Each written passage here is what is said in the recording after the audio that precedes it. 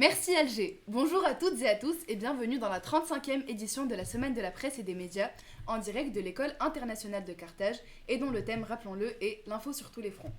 Alors pour cette édition, nous parlerons du génie contemporain qui change ou changera nos vies de près ou de loin, l'intelligence artificielle, avec Youssef, Aïcha et Melik et notre invité, M. Riyad Balhoumi, pharmacien qui utilise l'IA dans son domaine. À l'approche des Jeux Olympiques de Paris, Nour, Hedi, Zainab et Sherifa nous parlerons de l'évolution des JO, des enjeux géopolitiques et du rôle des médias dans la couverture de cet événement. En mars, c'est le printemps des poètes. Le 20 mars, c'était la journée de la francophonie, mais surtout la fête de l'indépendance en Tunisie. Pour marquer ces événements, Ali Abawi, élève de 6e, nous lira une poésie d'un des poètes les plus marquants de son époque, Aboul Qasim al-Shebi. Aïcha, Melik et Youssef, à vous la parole. Imaginez-vous, 7 heures du matin, un réveil en douceur à l'odeur du café chaud préparé par Bob, votre assistant personnel. Vous vous levez de votre lit, la température de la maison et du sol sont parfaites. Vous vous sentez bien. Vous sortez de votre chambre, regardez votre plan de travail, une panoplie de différents aliments sentant les uns meilleurs que les autres. Voilà comment j'imagine ma vie dans 10 ans. Tout cela est possible en ce moment même, grâce aux intelligences artificielles qui peuvent apprendre à vous connaître. Penser, raisonner, réfléchir, vous poser des questions et vous étudier. Et voilà, Bob vous connaît sur le bout des doigts. Il sait ce que vous voulez manger, il ressent vos émotions, il vous entend, vous voit et vous répond. Il réfléchit tout comme vous, et de ce fait, Bob ne fait plus qu'un avec vous. Cela est déjà possible avec les technologies actuelles, le seul obstacle nous barrant la route, c'est les mentalités, la réticence de Monsieur Tout-le-Monde vis-à-vis de ces intelligences. Waouh Youssef, tu me présentes vraiment une vie de rêve, un monde idyllique où Bob n'est qu'un ami pour nous. Sauf que le problème pour moi, c'est qu'il ne fait qu'un avec nous. C'est pas forcément pour moi une bonne idée, puisque l'humain n'est pas assez réfléchi et toujours tenté de choisir la facilité d'user de l'IA pour parfois des travaux qui ne requièrent pas forcément cela. Plus précisément, nous les jeunes, je considère que nous sommes même dépendants de ce soi-disant Bob pour des tâches que nous pouvons faire seuls. Par exemple, pour mon cas en tout cas, pour rédiger un devoir maison ou alors pour rédiger quel que soit le truc, j'utilise l'IA pour faciliter ma vie, en tout cas pour ne pas perdre de temps. Ce qui fait qu'au fur et à mesure du temps, je suis en train de perdre mes compétences en rédaction et je sais qu'à un moment donné, je savais rédiger, etc. Mais à cause de l'IA, j'ai été dépendante et pour le moment, je suis juste en train de perdre, comme je l'ai dit, mes compétences en rédaction. Et ça me fait peur. Mais sur ce point, je suis vraiment d'accord avec Aïcha. L'humain est en train de tomber dans l'abus. En y réfléchissant, cette nouvelle innovation n'est pas la première de ce genre que l'humain connaît. Il y a eu le plastique, l'électricité, les ordinateurs. Nous avons déjà connu des avancées technologiques tellement importantes et puissantes qu'on n'a plus du tout pu s'arrêter de les utiliser. Et ça, malgré toutes les conséquences que ça a pu causer, que ce soit sur l'environnement, avec par exemple les 4 milliards de sacs plastiques rejetés dans la mer chaque jour, ou les 30 milliards de tonnes de CO2 rejetées chaque année.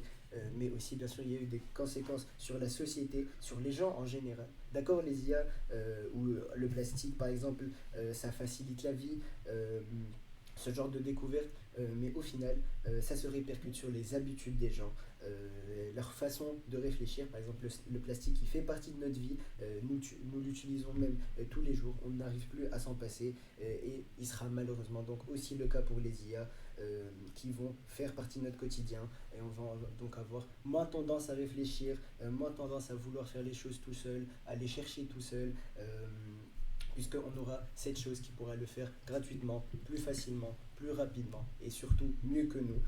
Et c'est en fait ça qui fait peur, puisque plus personne ne pourra s'en passer, parce que ne pas les utiliser, ça voudrait dire être à la traîne par rapport aux autres, et c'est vraiment ça, la dépendance. Partons encore plus loin, Mélik. J'ai une réelle peur du fait que cela pourrait réduire les interactions humaines et conduire à une déconnexion sociale, à une paresse totale. Selon une étude de Salesforce, 49% des personnes interrogées ont utilisé l'IA générative. Et dites-vous que 65% des utilisateurs sont des membres de génération Y et Z, nés entre 1980 et 2010. Donc c'est un risque pour les générations futures, puisqu'on ne sait même pas quel serait notre futur et le risque que cela pourrait engendrer. Écoutez, moi, comment je le vois, c'est que la dépendance ne va pas du tout être un problème. Même si les IA vont se démocratiser un jour, En gros, si la dépendance, comme vous l'expliquez, l'indépendance, comme vous l'expliquez, c'est très péjoratif comme terme. Mais comme l'a dit Melik, nous sommes dépendants à l'électricité, dépendants aux services d'information, dépendants à l'argent, etc. Mais est-ce que ça fait de nous des personnes dépendantes dans le mauvais sens du terme ? Je ne pense vraiment pas. Cette dépendance nous aide à vivre, à faciliter notre vie et à ce qu'on soit heureux, quoi. C'est vraiment comme ça que je vois la place de l'IA d'ici une dizaine d'années. Par exemple, en France, le service public a mis en application les IA, non pas pour leur déléguer des tâches administratives, mais d'épauler les fonctionnaires pour mieux répondre aux usagers. Avant l'implémentation de cette fonctionnalité de chatbot, les utilisateurs avaient une expérience très négative sur la plateforme. Par exemple, le temps de réponse trop long, formulaire incompréhensible, rendez-vous très tardif, et j'en passe. Mais depuis cet ajout, le taux de satisfaction a augmenté considérablement, passant de 54% à 74%.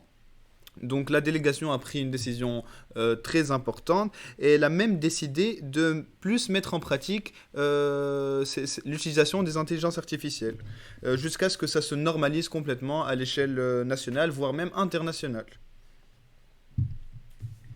Et qu'en est-il de l'éthique, les droits d'auteur et la réglementation dans tout ça ? Alors ça, c'est un sujet qui me touche réellement, puisque je ne suis pas assez convaincue par rapport à ce point. J'ai l'impression que le côté humain ne vous intéresse plus et qu'à cause de l'IA, cela va forcément disparaître un jour. Une IA peut générer des œuvres nouvelles, certes, qui sont incroyables, voire inédites, mais en droit d'auteur, ces nouveautés ne sont pas forcément synonymes d'originalité. Comme le dit Madame Schurayer, en l'état actuel de droit, la qualité d'auteur ne peut être attribuée qu'à une personne physique. Sans intervention humaine, la création d'une IA ne peut pas, a priori, être une œuvre de l'esprit. Et je suis totalement d'accord. Pour moi, rien n'a de sens, ni d'histoire, ni d'amour, si c'est pas une personne qui le raconte ou qui le peint. Je considère cela comme dépourvu de vue. Écoutez, beaucoup d'artistes, beaucoup d'entrepreneurs et des agences de publicité se demandent s'ils peuvent utiliser l'IA pour générer les intelligences artificielles, des images des locaux ou d'autres types de produits. À partir d'un simple prompt, donc une simple demande, une phrase, par exemple des ballons de baudruche, une image de ballon de baudruche, l'image créée est susceptible de reproduire des logos existants et protégés par les droits d'auteur. Donc Madame Charrier dit que ceux qui utilisent les systèmes d'IA doivent s'assurer de leur légalité et de leur transparence afin de ne pas s'exposer à un risque de contrefaçon d'œuvres préexistantes ou d'agissements déloyaux. D'ailleurs, de gros éditeurs comme Microsoft, OpenAI, Adobe et Google, qui ont des grandes intelligences artificielles influentes dans le monde entier, se sont engagés à indemniser leurs clients en cas de poursuite judiciaire pour violation de droits d'auteur. Oui, je suis vraiment d'accord. En fait, au final, les IA, c'est surtout sur ce point bien précis, sur l'éthique, où ça fait vraiment peur. Mais d'accord, vous avez parlé des artistes. Moi, je voudrais qu'on parle de tout le monde en général. Quelque chose qui touche même les artistes, eh bien, c'est la protection des données. La protection des données, c'est ça en fait qui me donne vraiment la chair de poule, parce que déjà, disons-le, en ce moment même, la protection des données, elle existe presque pas, mais avec l'avancée des IA, vraiment je pense à un futur où l'IA pourrait être un outil pour la collecte des données qui serait omniprésente. Ça pourrait servir à la surveillance, à l'analyse de nos données qui serait très simple, très rapide et surtout automatique. Mais surtout, je trouve que la machine est lancée. Je trouve qu'il est vraiment trop tard et qu'il pourrait peut-être y avoir des lois pour réguler les IA. Je pense principalement au règlement de l'IA de l'Union européenne qui prévoit de classer les IA par rapport à leur niveau de danger, de nul, limité, élevé, jusqu'à inacceptable. Mais les IA sont un système en fait beaucoup trop complexe. Qui sont auto-imprenants et surtout imprévisibles. Donc même par leurs propres créateurs, on ne peut pas prévoir leurs faits et gestes. On vit vraiment dans le futur. On vit dans ce film où les robots qui parlent tout seuls et qui nous répondent existent. Ça peut être utopique pour certains, dystopique pour d'autres, mais à mon avis, vraiment, je pense que je ne voudrais pas vivre dans un monde sans sentiments véritables, sans émotions véritables, aussi vide de sentiments, de réflexion et surtout il n'y a que l'optimisation qui compte. L'optimisation qui compte. Ça me fait une bonne transition pour donner la parole à Monsieur Balhoumi. Donc vous êtes pharmacien et comment est-ce que vous utilisez l'IA et en quoi est-ce que ça facilite votre quotidien? Bonjour, merci pour l'invitation. Donc, je suis Riyad Barhoumi, je suis coach et formateur en officine. Mon rôle consiste à former au quotidien les préparateurs et les pharmaciens pour faire leur travail, à savoir donner un bon conseil santé au quotidien. Donc aujourd'hui, je vais vous parler dans mon expérience de l'intelligence artificielle que j'utilise au quotidien. L'intelligence artificielle, pour moi, c'est un outil très important puisque ça me permet d'automatiser des tâches répétitives dans mon quotidien. Cela signifie que je peux déléguer ces tâches qui sont ennuyantes et qui consomment beaucoup de temps. Et ça me permet de me libérer, ainsi libérer mon temps précieux pour le consacrer vers plus de lecture et plus de recherche avec de nouveaux concepts. Ce n'est pas aussi un gain simple de temps, mais aussi ça me permet une meilleure gestion de mon stress et une meilleure qualité de ma vie au quotidien. L'intelligence artificielle, pour moi, ça va jouer un rôle déterminant dans la personnalisation de la formation, puisqu'auparavant, je donnais des concepts qui sont répétitifs pour mes clients qui sont des pharmaciens et des préparateurs. Actuellement, grâce à l'intelligence artificielle, ça m'a permis de personnaliser la formation en fonction de leurs besoins. L'intelligence artificielle me permet aussi d'analyser, puisque ça va me donner un retour un feedback de mes clients. Ça me permet d'évaluer l'efficacité du produit que je donne et ça me permet de rectifier et donner toujours un contenu qui est à jour. D'accord. Et voilà, donc je peux aussi ajouter que ça me permet d'optimiser mon agenda et de donner des rendez-vous qui sont de plus en plus optimisés pour mes clients. D'accord, merci beaucoup. Et pour l'instant, donc là vous dites que en fait l'IA c'est comme un assistant pour vous, mais là l'IA vous assiste, mais n'avez-vous pas peur que plus tard, ou même dans pas longtemps, elle vous remplace? Je ne pense pas, puisque le métier que je fais, c'est un métier qui est original. Le fait d'assister les pharmaciens et les préparateurs au quotidien, c'est un nouveau métier. Et ce métier a été consolidé par l'intelligence artificielle puisque ça a permis de créer de nouveaux métiers. Donc je peux vous rassurer tout de suite, j'ai déjà une équipe de 6 pharmaciens qui travaillent avec moi et qui sont impliqués dans le processus, que ce soit classique de formation en présentiel, formation classique, conventionnelle, ou alors la formation via l'intelligence artificielle. Donc pour moi, il n'y a pas de crainte. Je vous invite à prendre le bon côté des choses et je partage vos craintes, mais à mon avis, l'humain reste toujours derrière la technologie et pas le contraire. D'accord, merci beaucoup. Aïcha? Alors, je suis contente pour vous, monsieur Riyad Barhoumi, que vous ayez quelqu'un qui vous aide, une assistante peut-être, mais vous ne pensez pas, enfin la question que je me pose, c'est que ça ne pourrait pas être une personne réelle qui pourrait faire ça, une secrétaire qui pourrait pour gagner de l'argent grâce à cela et nourrir ses enfants. Pour moi, le plus grand risque avec l'IA, c'est qu'elle peut remplacer certains emplois, ce qui pourrait entraîner un chômage abondant dans certains secteurs. C'est la menace la plus concrète, c'est concerne le travail. On revient encore sur des chiffres. Un sondage effectué par l'association Lire la Société montre que 45% des Français estiment que les outils d'intelligence artificielle seront une menace pour leurs emplois. Et je pense que leurs craintes sont fondées sur vraiment des faits réels.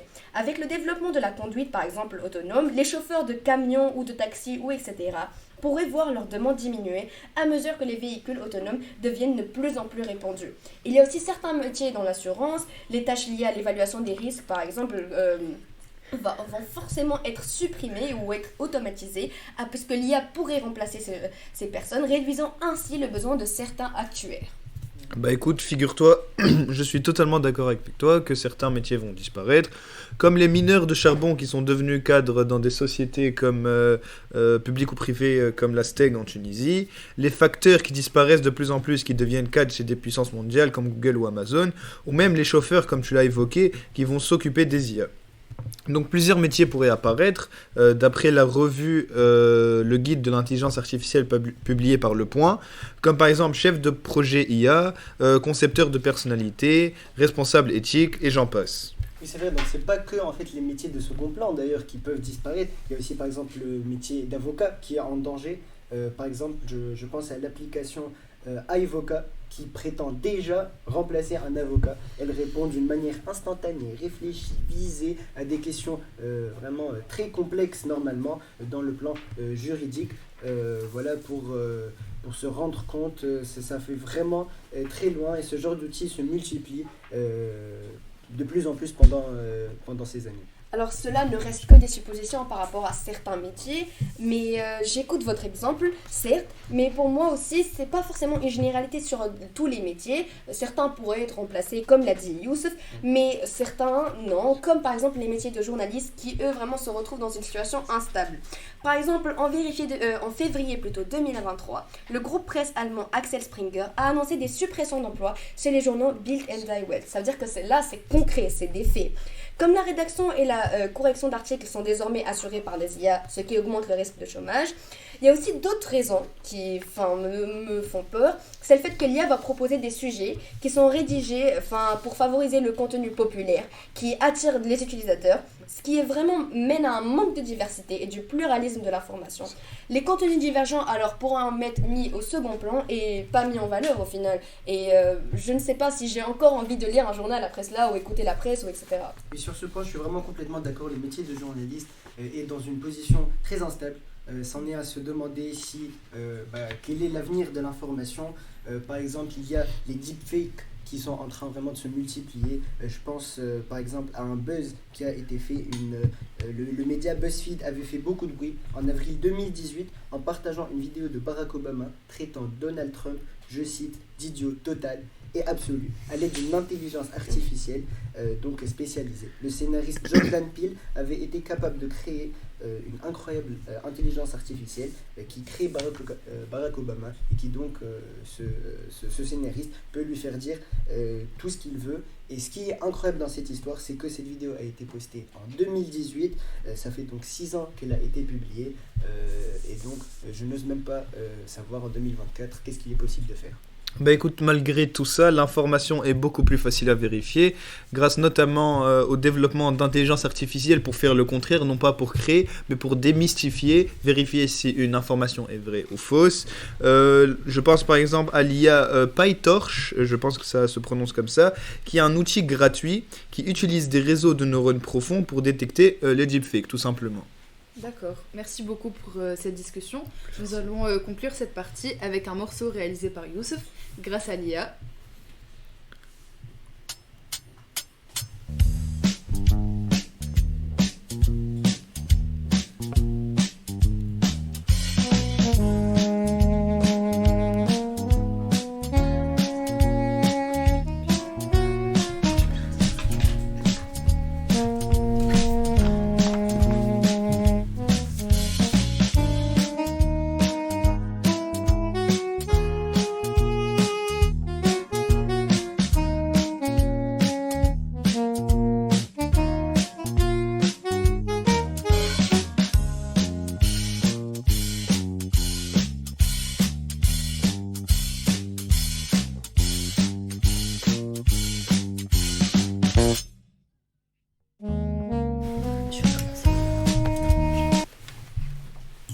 On enchaîne avec Alia. Bonjour Alia. Bonjour. Tu as choisi Ma belle Tunisie de Aboulqasim Chehbi. On t'écoute. Alors d'abord, je voulais faire une petite introduction sur Aboulqasim Chehbi et sa vie. Donc Aboulqasim Chehbi était un poète tunisien né le 24 février 1909 à Tunis et décédé le 9 octobre 1934 à l'âge de seulement 25 ans. Chehbi était un poète engagé qui a utilisé sa plume pour exprimer des sentiments de liberté, d'espoir et de résistance contre l'oppression.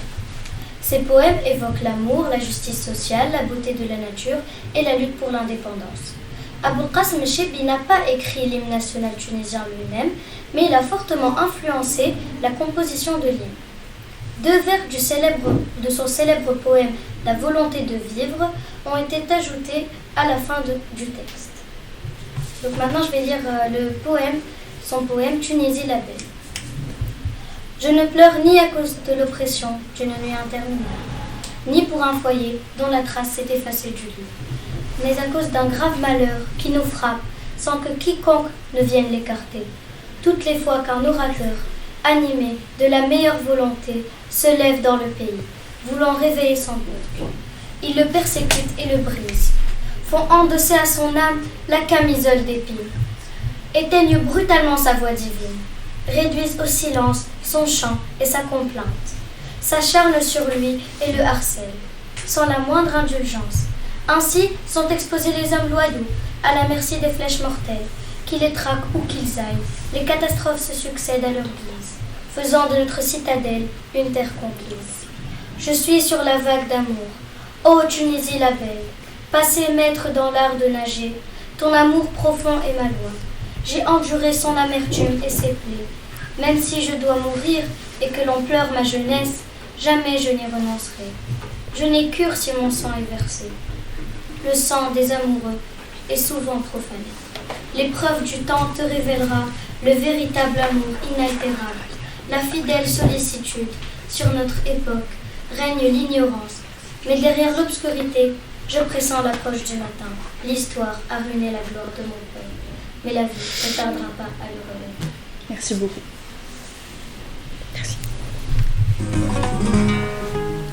On passe à la deuxième partie de notre émission consacrée aux JO et leur rapport avec les médias. À toi la parole, Sherifa. Les Jeux Olympiques sont la concrétisation de la diversité médiatique et sportive.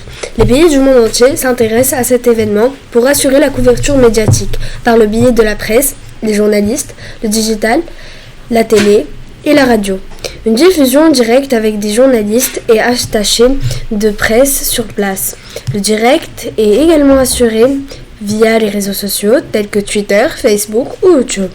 Une diversité de sources médiatiques pour couvrir un événement international que tout pays attend avec impatience, en souhaitant voir rayonner une discipline et avoir la médaille d'or des JO. Merci. L'évolution des Jeux Olympiques au fil du temps se reflète dans leur traitement médiatique, passant d'une simple couverture sportive à une analyse profonde de leur impact sur la société et dans la politique. Zainab, tu peux nous en dire plus ? Alors, les Jeux Olympiques datent en réalité des années avant Jésus-Christ, ayant des origines de Grèce antique et faisant intervenir des dieux de la mythologie.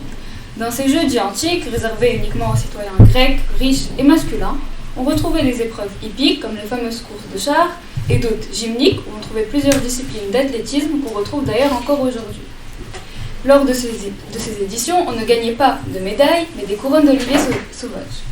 On dit d'ailleurs que les Jeux Olympiques antiques ont entraîné une trêve, qui certes n'arrêtait pas les conflits, mais autorisait les athlètes et spectateurs à traverser librement dans des zones de guerre sans être inquiets. Le sport joue déjà un rôle dans la société. Mais donc, comment sommes-nous passés des Jeux Olympiques, comme vous les décrivez, de la Grèce antique, aux JO modernes d'aujourd'hui ? Alors, les Jeux se voient rénovés à partir de 1894 par le baron français Pierre de Coubertin, avec notamment la création du Congrès international olympique. Les premiers Jeux olympiques modernes, eux, prendront place à Athènes en 1896 et sont une continuité des JO de la Grèce antique. D'accord. Mais alors les femmes dans tout ça ? Les femmes, elles, n'arrivent que lors de la première édition, en 1896. Malheureusement, elles seront présentes dans très peu d'épreuves, représentant uniquement 2,2% des athlètes. À partir de 2004, les femmes représenteront 40%, mais restent inférieures jusqu'en 2012, première édition où la féminité est présente dans toutes les épreuves. Saviez-vous d'ailleurs que jusqu'en 1981, les JO étaient seulement réservés aux amateurs ? Et oui, les professionnels se voyaient interdits de concourir. Mais c'est à cette date-là que la tendance se voit renversée, après notamment de nombreux cas de faux amateurs. Au XXe siècle, des changements sociaux voient le jour, avec l'arrivée des Jeux d'hiver en 1924, des Jeux olympiques de la jeunesse et des fameux Jeux paralympiques. Pour finir, l'année de 2000, elle, est une grande année pour les Jeux. Car pour la première fois, 10 568 athlètes, au lieu de seulement 241, et 204 nations, au lieu de 14, arrivent et sont prêts à concourir. Ces Jeux mobilisent plus de 16 000 journalistes, rendant à partir de cette date-là, cet événement le plus médiatisé au monde.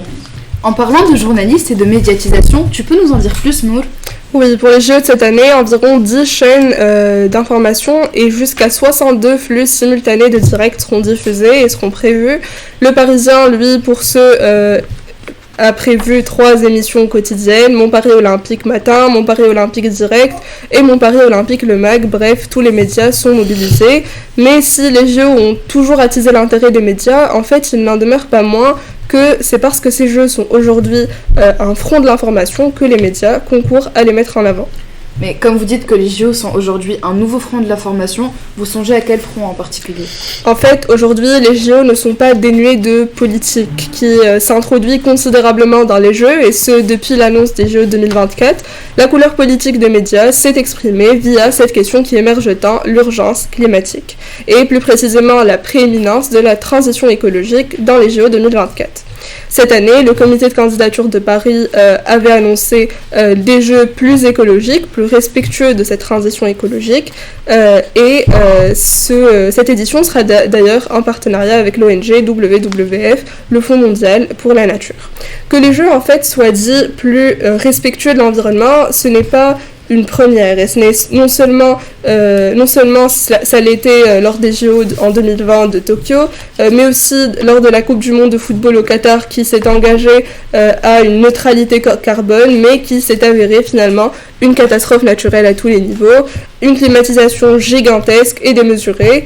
Bref, c'est là que les médias français consacrés à l'écologie se sont prononcés en réaction à l'information qui a été délivrée d'une forte ambition écologique pour les JO 2024.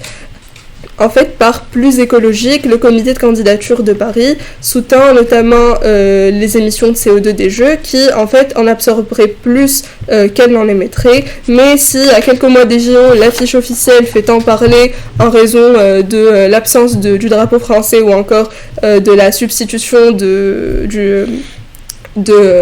la croix du dôme des Invalides par une flèche, les médias français sont eux très sceptiques quant à cette question climatique prise en compte dans les JO. En effet, parmi leurs principales allégations, ces derniers envisagent la réduction de 50% des émissions totales d'événements par rapport aux éditions précédentes. Et le média français Reporter, lui, qui est, on le rappelle, sous-titré Le média de l'écologie, avait annoncé que l'organisation a livré en fait une évaluation grossière de cette répartition d'émissions. On assistera alors plus à du greenwashing, à une duperie écologique qui ne laisse pas la presse écrite ou la télévision, la radio sans réplication. Mais à part cette question d'un potentiel greenwashing, quelles sont les autres contestations qui ont fait selon vous des Jeux un front conflictuel de plusieurs parties ? En fait, face à cette information de l'écologie au cœur des JO de Paris, par exemple, on retrouve d'autres médias, eux, qui pointent le doigt, par exemple, sur une injustice quant au traitement de la population de la région de Seine-Saint-Denis, par exemple. En fait, pour eux, en vue de prévoir l'arrivée des invités et des athlètes, on sait que l'organisation des JO, et notamment pour le triathlon, va prévoir d'effectuer un nettoyage du fleuve emblématique, la Seine. Entre les SDF déportés, l'affiche officielle des Jeux qui est quelque peu trompeuse de la réalité, plusieurs associations comme Banlieue Climat, qui, on le rappelle, en fait, forment des jeunes de banlieue aux enjeux climatiques, revendiquent cette inégalité. Ils visent notamment l'inégalité en vue de la sécurité des habitants de ces villes, qui est donc négligée comparée à celle des athlètes, qui, elle, est mise en priorité. C'est notamment en réaction à la purification de l'air des athlètes en Seine-Saint-Denis que l'association s'est révoltée. C'est en fait par rapport aux particules PM1, qui sont en fait des particules qui sont très fines, mais en même temps très dangereuses. Aussi le fait que la pollution de l'air cause aujourd'hui plus de 2 ans d'espérance de vie en moins. Bref, si c'est important pour les athlètes, eh bien ça devrait l'être aussi pour les habitants. Ok, mais que peut-on en tirer comme conclusion selon toi ? En fait, on voit bien que les Jeux et surtout les enjeux qu'ils portent en eux vont bien au-delà du sport, d'un simple événement sportif. Ils touchent des problématiques politiques, sociales, bien plus vastes, et ce n'est pas pour rien que l'agriculteur Thierry Sénéclose a déclaré sur une chaîne « Foutez la paix aux agriculteurs, sinon les Jeux Olympiques vont être très olympiques ». Sur le site internet du quotidien Ouest France, d'ailleurs, ce dernier avait déclaré « L'ensemble de nos rédactions seront mobilisées au-delà du sport, avec aussi des sujets économie, société, environnement, politique, bref. » Ces derniers sont totalement mobilisés. Sa déclaration d'Ouest France, mais également d'autres médias et de chaînes d'information, révèle en effet ce caractère singulier des Jeux de cette année, dont les enjeux vont donc bien au-delà des sports, des jeux, des athlètes, mais qui touchent particulièrement aussi la question climatique. Et voilà. Merci beaucoup. Les Jeux Olympiques ont souvent été le terrain d'affrontements géopolitiques, reflétant les tensions et les alliances contre les nations par exemple, et ils offrent une fenêtre unique sur la géopolitique mondiale. Est-ce que tu peux nous en dire plus, Heidi? Malgré le slogan officiel du CIO de ne pas faire de la politique, les choix des lieux des Jeux Olympiques restent tout de même cruciaux.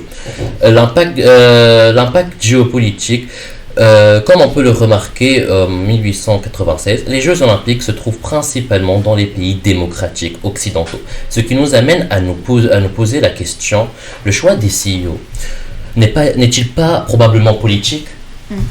Mais quel est l'impact des lieux où se déroulent les Jeux Olympiques? Tout d'abord, les lieux des Jeux Olympiques ont influencé la géopolitique mondiale. En effet, ils sont toujours influencés par la politique et les mémoires des événements.